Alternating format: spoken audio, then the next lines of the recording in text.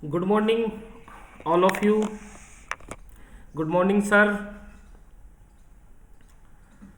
Today we talking in Gyan Ganga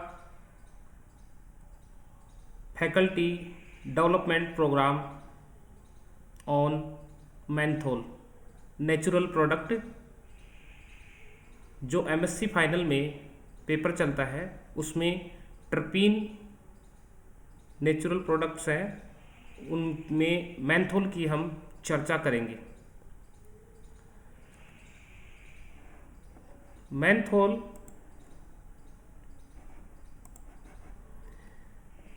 एक cyclic alcohol है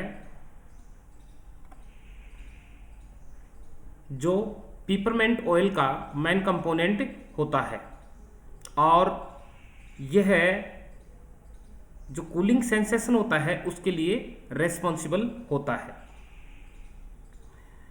it is a solid compound which have melting point 43 degree centigrade. You see the crystal white crystalline solid and the needle-like solids. The main form of menthol occurring in nature is levorotatory or minus menthol, which is assigned the 1R, 2S, 5R configuration. It means menthol have 3 chiral center and have 8 stereoisomers. Menthol has local anesthetic and counter irritant qualities and it is widely used to relieve minor throat irritation. अब बात करें जैसे इसकी occurrence क्या है, इसका Mentha आयरवेनिसिस है और पिपरमेंट जो है जिसको मेंथा पिपरमेंट जो है उससे जो पिपरमेंट ऑयल प्राप्त होता है उसका जो मेन कंपोनेंट क्या होता है, मेंथोल होता है। इसकी जिस वेरियस एप्लीकेशंस की बात करें बहुत यूजफुल कंपाउंड है और इसकी एप्लीकेशंस की बात करें तो जैसे ये लिप बाम्स, कफ मेडिसन्स, इनमें जो थ्रोट इरिटेशन होता है, जो गले में खराश है, जो माउथ में है, तो उनके अंदर इसका काफ़ी सारा यूज है। इसके अलावा जो मसल्स में प्रॉब्लम्स होती है, इचिंग है या सूजन है, उसके लिए भी जैसे टाइगर बाम ये एटसेट्रा ये यूज इनमें यूज लिया जाता है। और ट्रांसडर्मल ड्रग डिलीवरी उसमें भी ये काफ़ी यूज होता है। और सनबर्न जो साइनस प्रॉब्लम होती है, चेस्ट नाक बंद होना, उनके अंदर जैसे विक्स वेपोरब है, मेंथोलेथम है और इनहेलर है होते हैं जो नाक जो साइनस प्रॉब्लम होती है उसको दूर करने के लिए ये यूज लिया जाता है, तो इसमें भी ये है यूज लिया जाता है। इसके अलावा जो सनबर्न क्रीम होती है जो कूलिंग सेंसेशन हमने को ये प्रदान करता है स्किन के जब टच में आता है तो ये इसमें भी यूज होता है।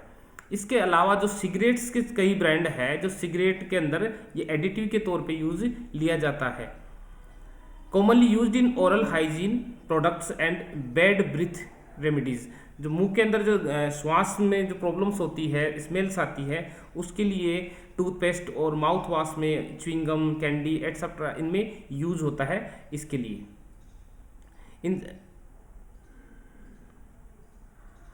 ट्रेकियल माइट्स हनी बीज में जो पेस्टिसाइड्स के against tracheal mites of honey बीज इनके अंदर यूज होता है। और परफ्यूम्स इंडस्ट्री में काफ़ी वाइडली यूज होता है। इसके अलावा जैसे हम बात करें एसिमेट्रिक सिंथेसिस में भी इसका काफ़ी सारा यूज होता है। तो मेंथोल की एप्लीकेशंस के अकॉर्डिंग मेंथोल काफ़ी यूजफुल कंपाउंड है।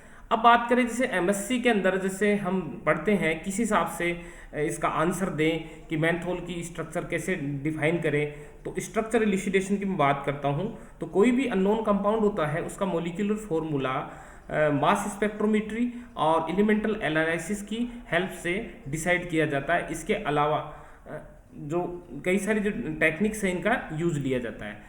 जो मेंथोल में जो ऑक्सीजन एटम है उसकी नेचर होती है सेकेंडरी अल्कोहल ग्रुप के तौर पे होता है। और इसका जो इसको कंफर्म कहाँ से करते हैं, कुछ रिएक्शंस आप यहाँ देख सकते हैं कि जो मेंथोल है इसका जब ऑक्सीडेशन करवाते हैं तो क्या बनता है, साइक्लिक कीटोन बनता है। और जो सेकेंडरी अल्कोहल होता है उसका जब ऑक्सीडेशन करवाते हैं तो क्या बनता है, कीटोन बनता है। और इसके अलावा जो ये मोनोएस्टर वगैरह ये जो रिएक्शंस हो रही है, ये रिएक्शन इसको प्रूव कर रही है कि मेंथोल के अंदर जो ऑक्सीजन एटम है उसकी नेचर होती है सेकेंडरी अल्कोहल ग्रुप। और IR अगर इसका स्पेक्ट्रम देखें, इसमें एक पीक आती है 1100 सेंटीमीटर सेमी इनवर्स के आसपास, जो सेकेंडरी अल्कोहल ग्रुप की प्रेजेंसी को प्रूव करती है। बात करें इसमें पैरासाइमिन स्ट्रक्चर होती है, तो इसकी अगर डिहाइड्रेशन कराएं और डिहाइड्रोजिनेशन, तो इसके बाद में इसमें ये क्या बनती है, पैरासाइमिन स्ट्रक्चर बनती है। तो इससे ये क्या होता है कि जो इसका स्केलेटन पैरासाइमिन स्ट्रक्चर होता है इसमें। अब जैसे इसका ऑक्सीडेशन करवाएं मेंथोल का, तो जब मेंथोल का ऑक्सीडेशन कराते हैं तो मेंथोन का फॉर्मेशन होता है। जो मैंने पहले रिएक्शन बात की वो की वही रिएक्शन यहाँ पर है, तो मेंथोन होता है। और मेंथोन का जब ऑक्सीडेशन KMnO4 की प्रेजेंस में कराते हैं तो कीटो एसिड बनेगा, और उसका आगे ऑक्सीडेशन कराते हैं तो 3 मिथाइल एडिपिक एसिड का फॉर्मेशन होता है। तो ये इसके ऑक्सीडेशन की बात की।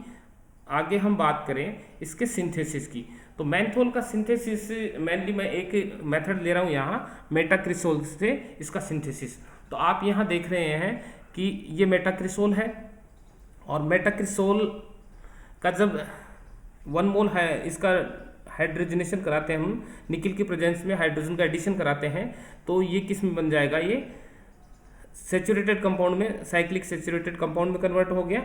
और ये क्या हो गया, और आगे इसका ऑक्सीडेशन करवाते हैं तो ये किसमें, सेकेंडरी अल्कोहल ग्रुप किसमें, कीटो ग्रुप में कन्वर्ट हो जाता है।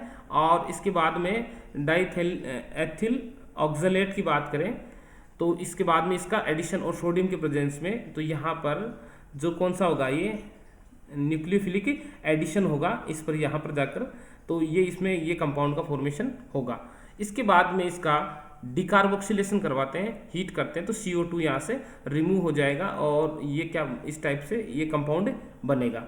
आगे सोडियम इथॉक्साइड और डाइमेथिल आयोडो या आयोडोप्रोपेन की बात करें, उसकी प्रेजेंस में जब रिएक्शन कराते हैं तो ये सोडियम इथॉक्साइड और यहाँ पर ये वाला पार्ट यहाँ आके जुड़ेगा। और आगे देखते जाएं इस प्रकार से, इसमें आगे देखें सोडियम इथॉक्साइड और एसिडिक कंडीशन में आगे रिएक्शन करवाते हैं और कैल्शियम साल्ट के प्रेजेंस में रिएक्शन करवाते हैं, और आगे इसका रिडक्शन करवाते हैं, तो इसके अंदर मेंथोल का फॉर्मेशन होता है। तो मेंथोल का सिंथेसिस में मैंने एक मेथड की आपके सामने चर्चा की है। अब बात करते हैं स्टीरियोकेमिस्ट्री ऑफ मेंथोल। तो मेंथोल की स्टीरियोकेमिस्ट्री की बात करें तो मेंथोल में क्या है, 3 स्टीरियो आइसोमर्स होते हैं। तो जो माइनस जो बात की, इसकी माइनस फॉर्म की बात कर रहे हैं, उसमें जो फर्स्ट का जो कॉन्फ़िगरेशन 1R होता है और ये इसका H कॉन्फ़िगरेशन और इसका R कॉन्फ़िगरेशन होता है। और इसके 8 पॉसिबल जो आइसोमर्स, स्टीरियो आइसोमर्स बनते हैं, जैसे ये है plus menthol, isomenthol, neomenthol, neo isomenthol, minus menthol, isomenthol, neomenthol, neo isomenthol. तो ये इसमें हमने बात की। अब देखें इसके अंदर जो इसकी चेयर फॉर्म की बात करें, मोस्ट स्टेबल कॉन्फ़िगरेशन की बात करें, तो in the natural compound the isopropyl group is and the trans orientation to both of methyl and hydroxyl group. तो ये कौन सा है, आइसोप्रोपाइल ग्रुप है, और ये दोनों क्या है, ये अबोव द प्लेन है और ये बिलो द प्लेन है। तो इसमें आप देख सकते हैं ये इस हिसाब से होगा।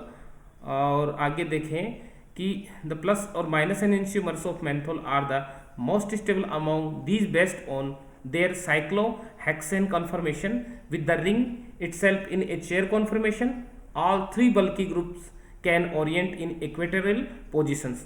The 2 crystals form, तो इसमें क्या है, आप यहाँ देख सकते हैं कि ये दोनों कौन से हैं, इक्वेटोरियल पोजीशन पे है। तो मोस्ट स्टेबल जो इसका चेयर कॉन्फर्मेशन है, इसमें हाइड्रोक्सिल और आइसोप्रोपाइल ग्रुप दोनों इक्वेटोरियल पोजीशन पे होता है।